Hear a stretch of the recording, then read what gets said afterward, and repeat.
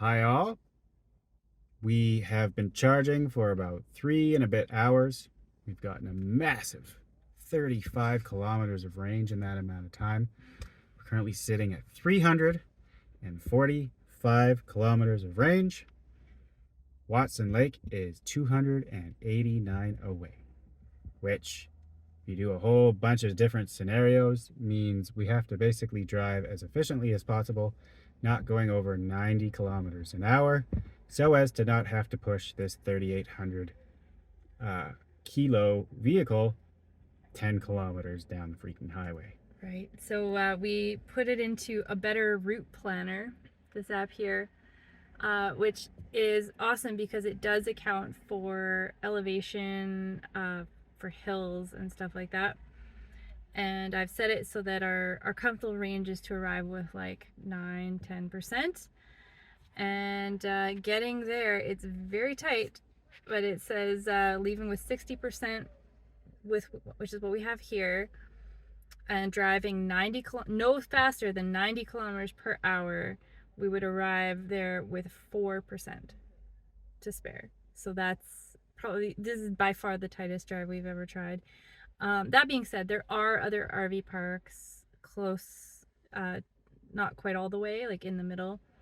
So if we get completely stranded, it is possible that we'd be able to pull in and get a couple more kilometers, but we'll see how it goes. Richard, are you ready for some conservative driving? I hate that. I think one of our best bets is to find a semi and just sit behind him the whole way. Yeah, we saw this tip on YouTube, actually, another video. Someone said the best way to increase your range is just to get behind a big truck and park there.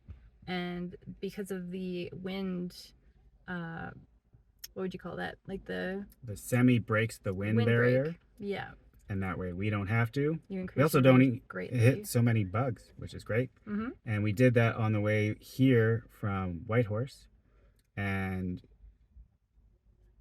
most of the time what we've seen is between a 15 and actually 25% difference between the stated kilometer range on our vehicle and actual. Mm-hmm. But today, when we sat behind a semi coming from Whitehorse, it was only 2 or 3% difference.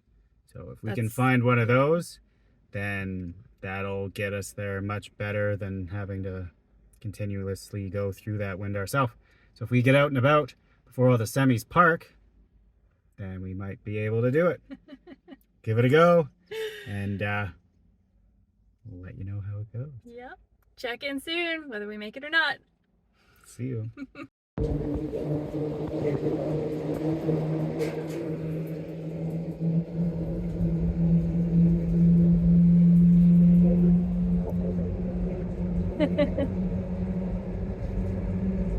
Wow. Look at the mountains.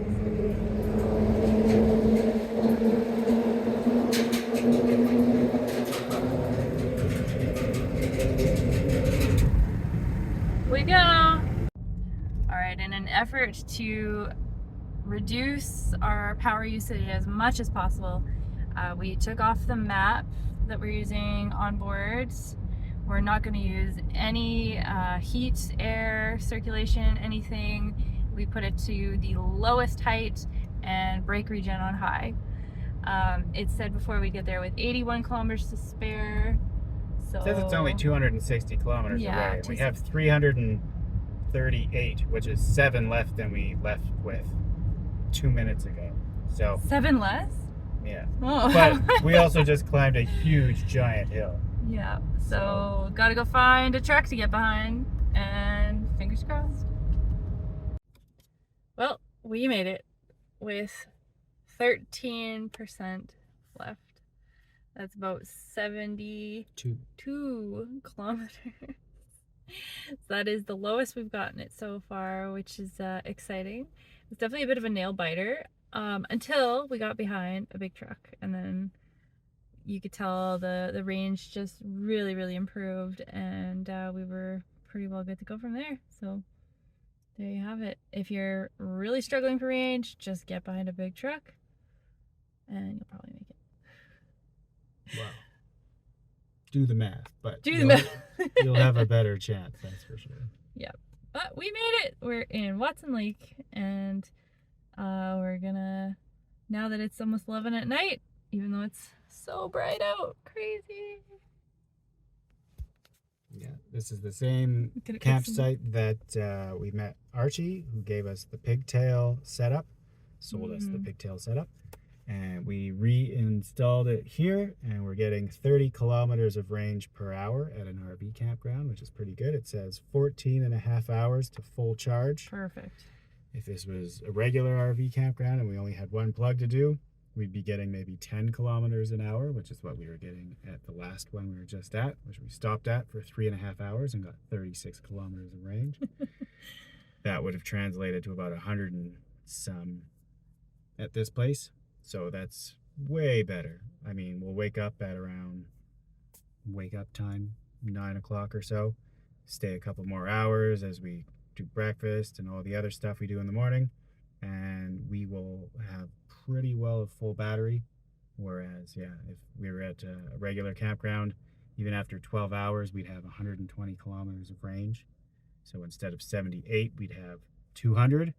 But instead, we're going to have basically 450 plus. So awesome. That's awesome. Yeah, what a relief.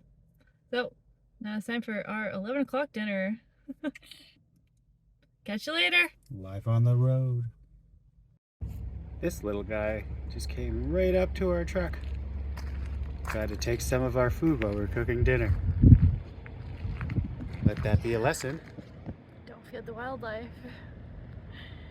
They are not supposed to come up to humans without any fear at all. That was just shocking. Like, we were crouched down to get a look at it. He came trotting right up to us. Like a dog. Holy, looks pretty skinny. I don't know if he's just a young one or looking for food, obviously, but that's pretty crazy. What an experience. There you go. Make sure your food is packed away. Don't leave it out of your sight. You never know when a little fox might be looking for a little nibble.